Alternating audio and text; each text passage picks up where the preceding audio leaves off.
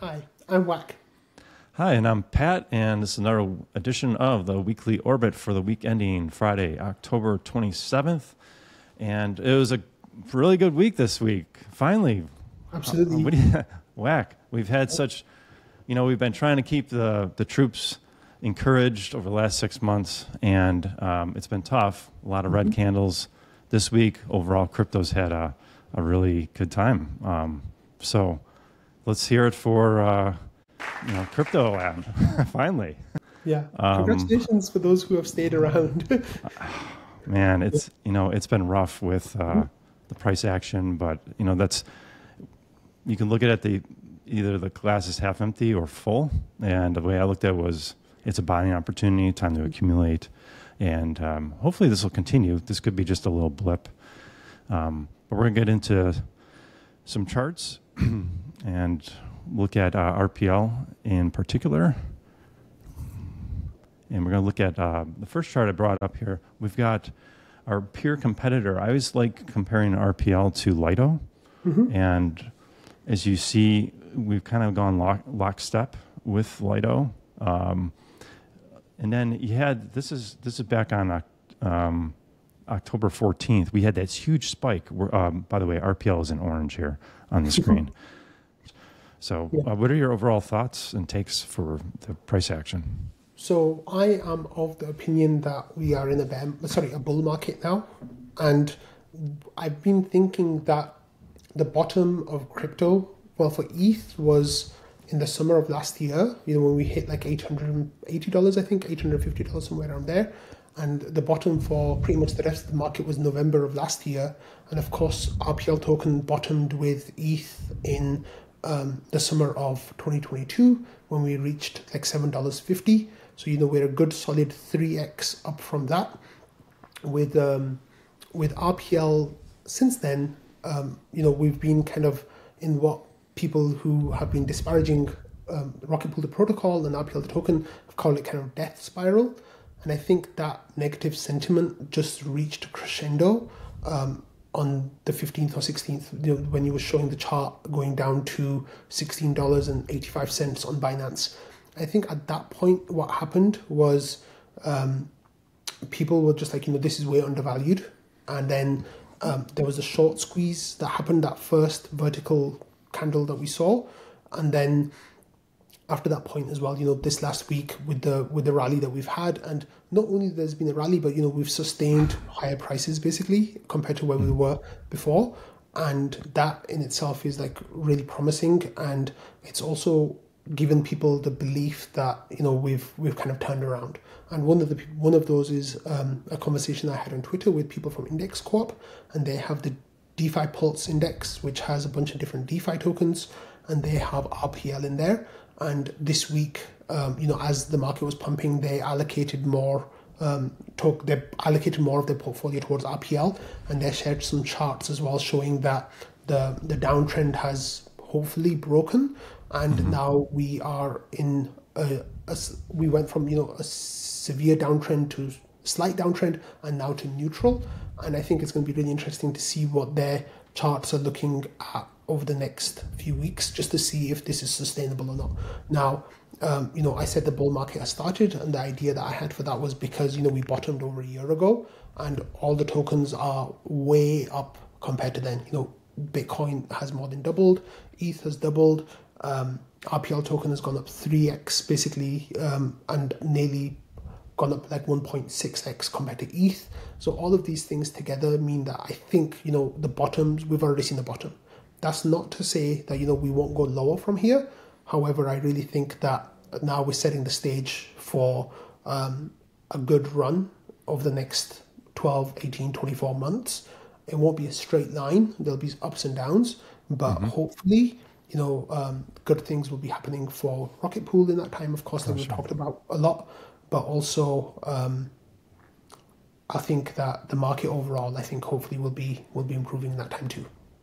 Yeah, I switched the chart here up to the 5-day, and you can see RPL on the the last 5 days has been up almost 23% compared to Lido, which is 6%. Yeah, this is just over the last 5 days. So we really got a huge jump. Those poor short those guys who shorted earlier this week, it reminds me of that old proverb. You know, you got the two hikers in the woods, and they see a bear, and the bear's really angry, and he's getting angry at him, and the one hiker says, what are we going to do? We can't outrun the bear. And the one guy says, I don't have to outrun the bear. I just have to outrun you. So it's those people getting shorted. It's like, who can, get out of it as soon as possible before everyone else gets liquidated, before them. Some people borrowed like RPL to use in their validators. And for those people, this put them in a tough situation because they might have to wind down their validators to repay their loans before. And hopefully, they've set up enough of a buffer for themselves that they won't be at risk of liquidation. But because of the way unstaking works now with ETH, it could take up to a week for them to get their assets back before they repay their loan, which might mean that if the market moves really fast on them and they're not well positioned, then they'll get hurt basically. So we don't really want that to happen. Right. It's just in the people on Binance, it seems a lot of those guys have closed their short positions now because the interest rates come way down from where it was. Right. Yeah, of course. If we move on to the RPL ratio, we're at 0.01364. So we started, I think the low point, if I'm correct, Whack, it was, we hit a bottom of about 0.01085 and for just a moment. And then we got up to over 0.015. So we've leveled out at 0.0136. So it seems to be holding, which is that's a good sign. At the moment it's holding, but I feel like the whole market is deciding on a direction. It's been kind of flat for the last few days.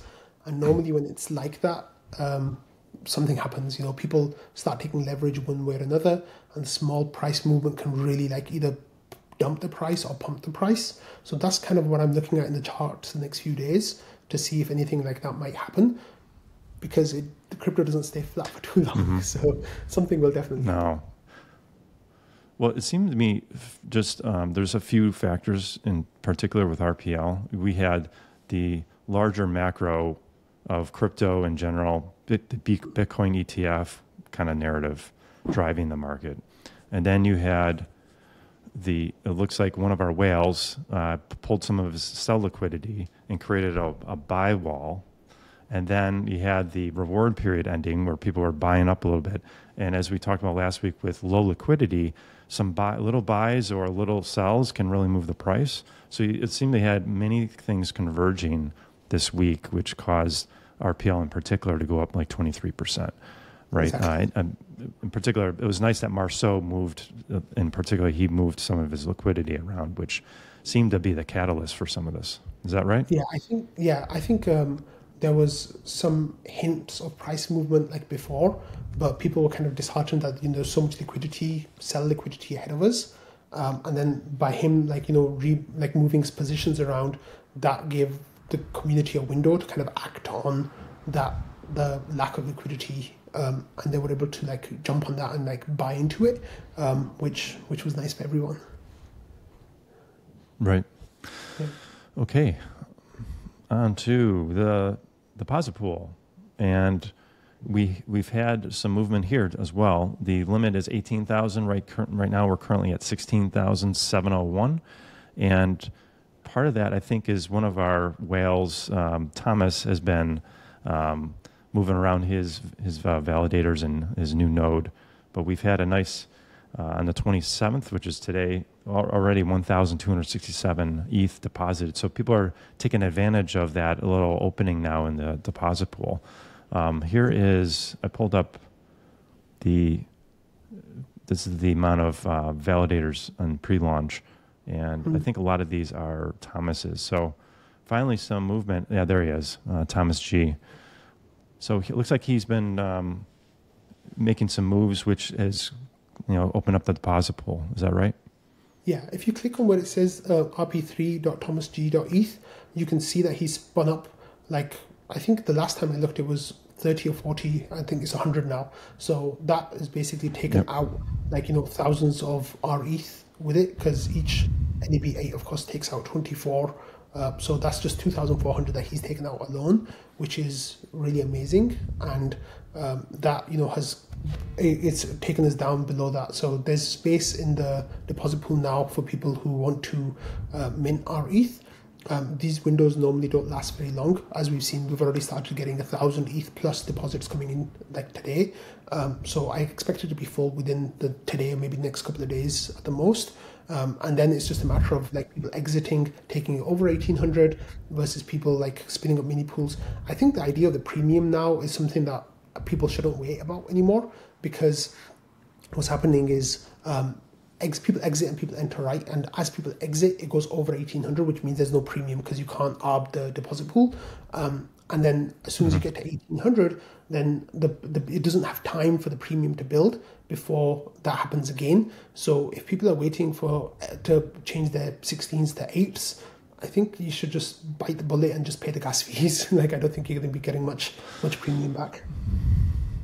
Yeah. Right. Yeah. I think that's probably the best thing to do is wait till the weekend when you see the lower gas price.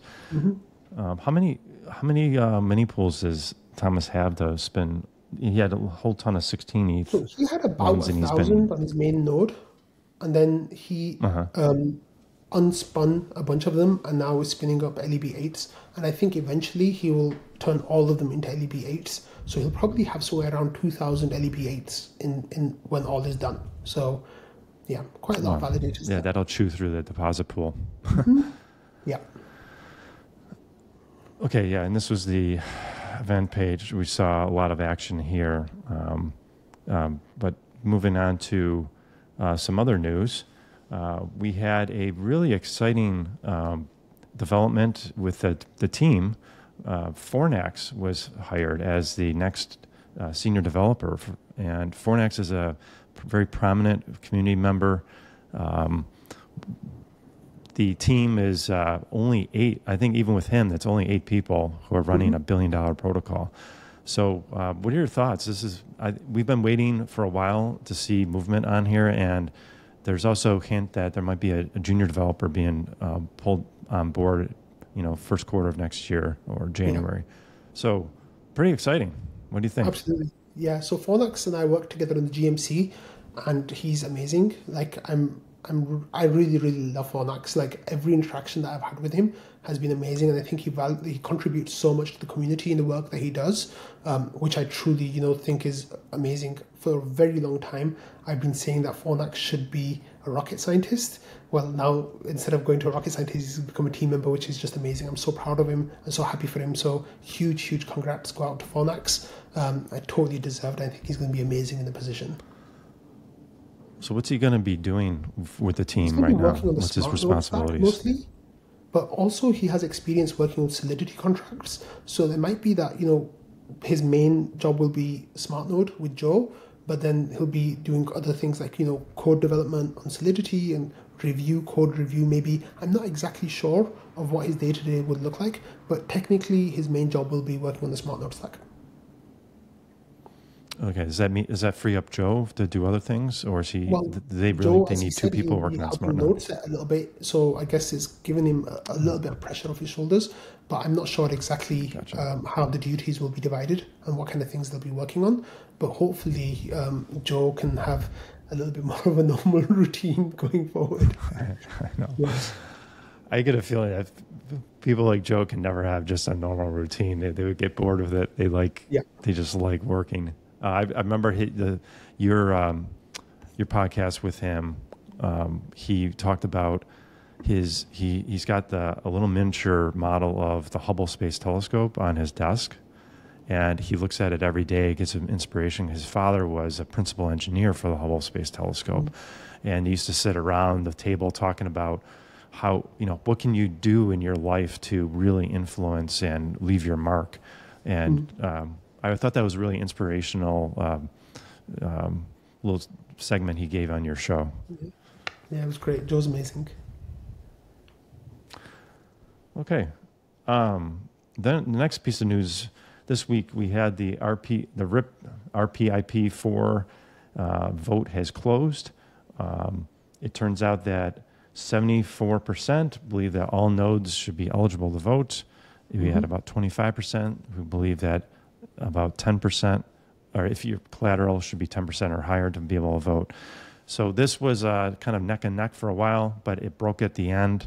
It looks like it was a landslide for all nodes. So now you in particular, you have a lot of delegated votes people have given you.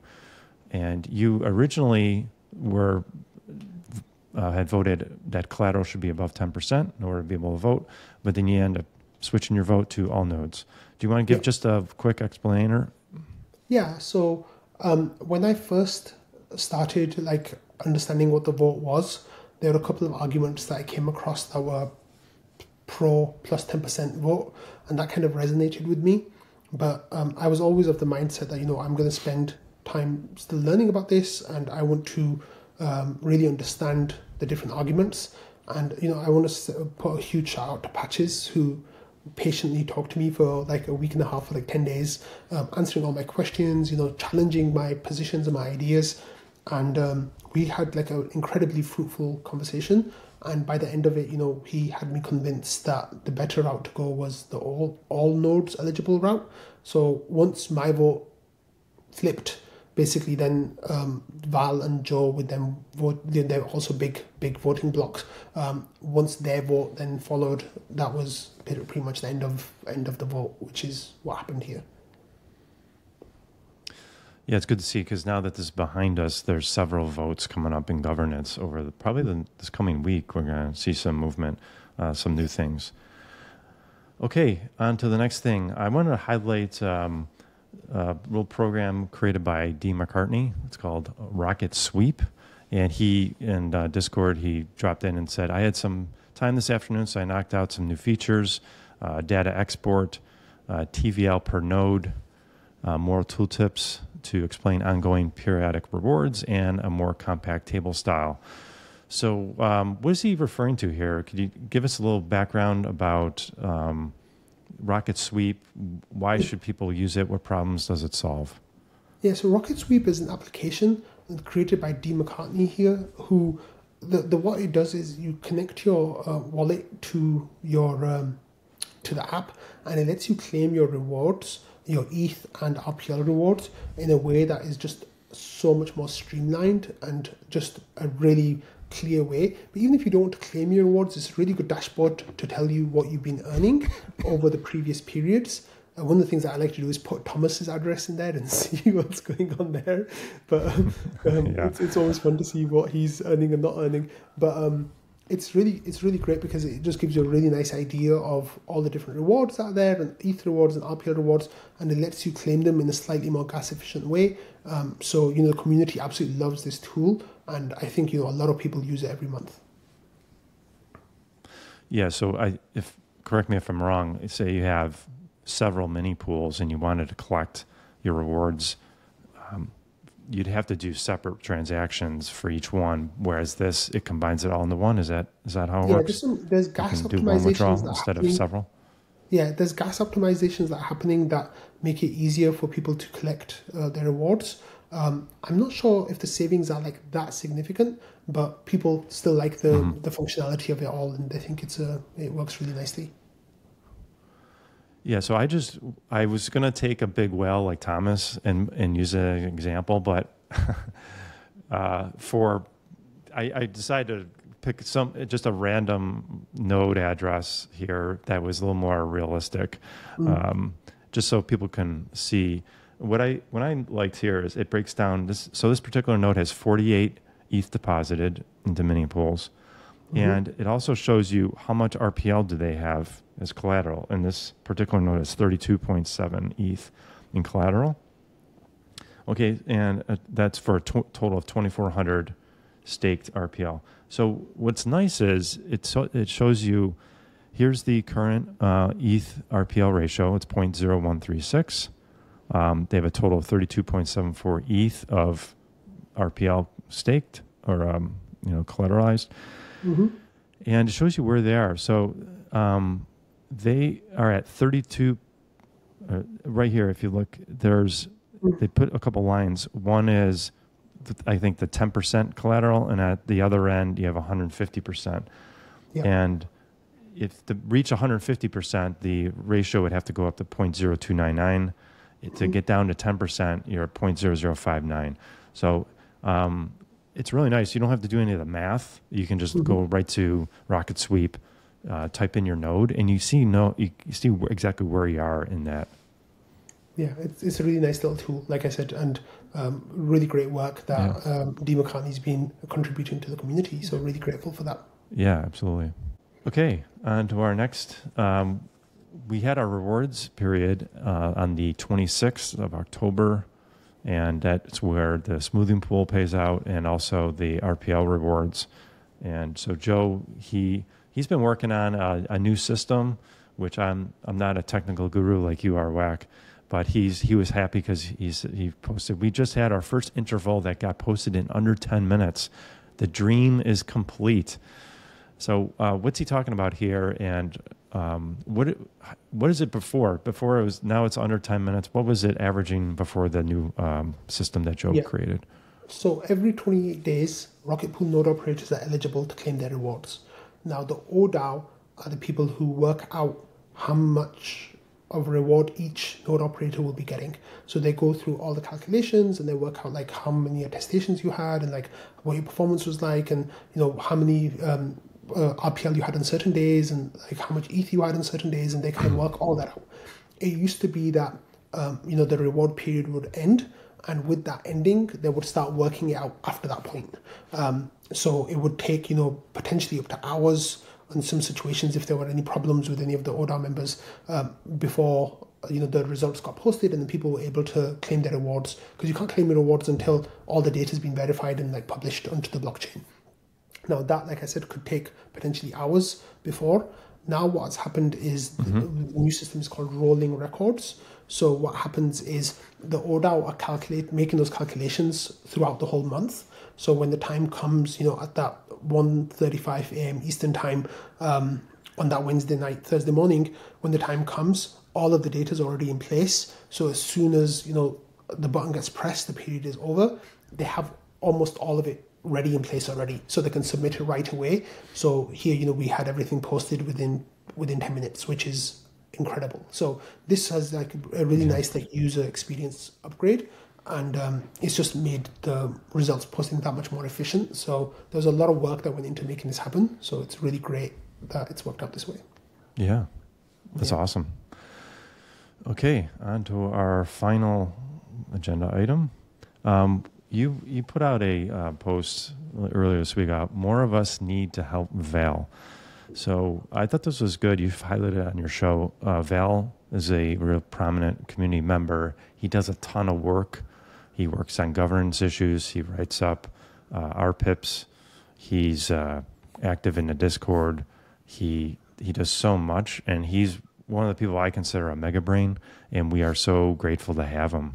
But you mentioned on the show that he's putting so much time into this that he's starting to feel a little burnout, and that there's really a call to the community to, hey, if you've got skills that you can offer to perhaps help in governance, or maybe you're like me, you're not really super technical, but you're good at writing. Maybe you can help out writing up our RPIP, or contribute in some other way that you can bring to the table. And I thought that was good that you highlighted this, because I don't want to see Val burn out and pull back for mental health purposes. But why don't you discuss how what prompted you to say this, and what can other members do to help out?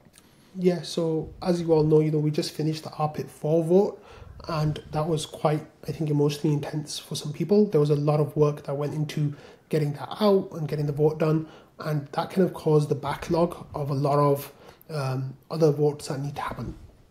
And when I started talking to Val this week about another upcoming vote, and asked him for some information and some help, and he talked to me about like how there's a lot for him to do, and he's overwhelmed, right? And sorry, Val, if I'm sharing this, and it was privileged, but yeah, sorry, but and it made me realize that we take certain people in the community kind of for granted in a way. and we just kind of expect that they'll always be there doing the thing that they're doing. And on Rocket Fuel, the other day when I covered this, I was telling Rocket Fuel listeners that, in January, I was getting really overwhelmed with Rocket Fuel, and I felt like I might not be able to carry on doing it. And it was just really emotionally and like time intensive for me to do it. And, I put out a plea for help to the community, and people stepped up in the most amazing way and really helped me get Rocket Fuel and keep it thriving and keep it going. And without that, I wouldn't have been able to do it. So I was just kind of like empathizing with Val and just thinking, Val does so much of this work, and other people do it too. I'm not going to dismiss other people that do work, but Val is very much like front and center for a lot of the things that get done in the PDAO and in the Rocket Pool community. And I feel like, that's unfair of us to just expect Val to do all of that. So the purpose of this comment was just to say, guys, we all need to step up. We all need to get involved in governance to our abilities, right? And even if that just means getting involved in discussions earlier, kind of sharing our opinions, being open to ideas, all of this kind of stuff is just really valuable. But oftentimes, I think, Val just feels like it's him kind of banging his head against the wall, and there's only so long that he can do that for. And I feel like if we don't, as a community, start recognizing that and appreciating that and kind of managing that really soon, then we might lose Val. And I think that would be a huge blow. And we've lost other community members before for various reasons. And, there've been blows before as well, but I think this one would just be really, really, really bad. So please, we've got time to fix up, to get our act together and help Val. So let's do that, and let's all work on making Rocket Pool as good as possible, especially now that we're heading towards a potential bull market. We as a community kind of need to pull together and really step up what we're doing, because there's going to be a Rocket Pool successful, not just depend on certain community members to do that.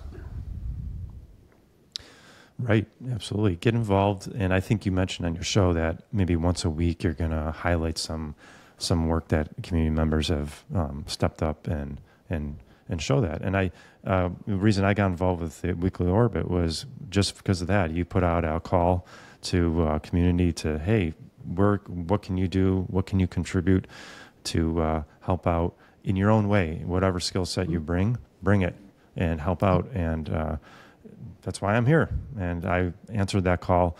And I think that's a great service that you've been providing.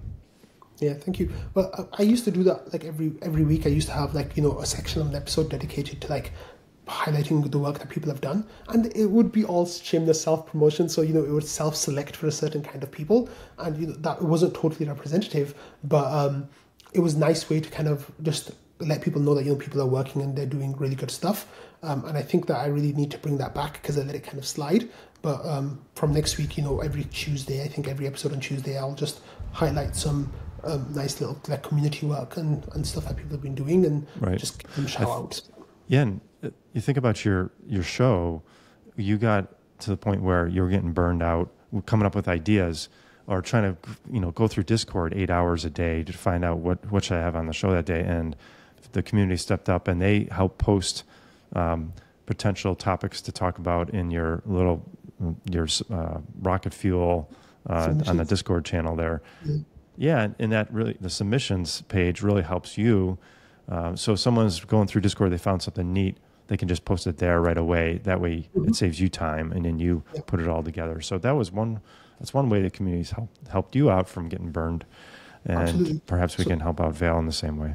Exactly. That's kind of the point that I was trying to make, is just like you guys helped me, now it's time to help Val and other people who are reaching that point where, it's getting a bit overwhelming and the expectations are higher than their ability to do the work. So I think it's really important that we can do that. Okay, well, that wraps up our show. Thanks for watching and listening. Both WAC and I both have RPL and ETH bags, of course, so this is not financial advice. We're here for informational purposes only. But we're really thankful you tune in, and we'll see you next week. Take care. Bye, everyone.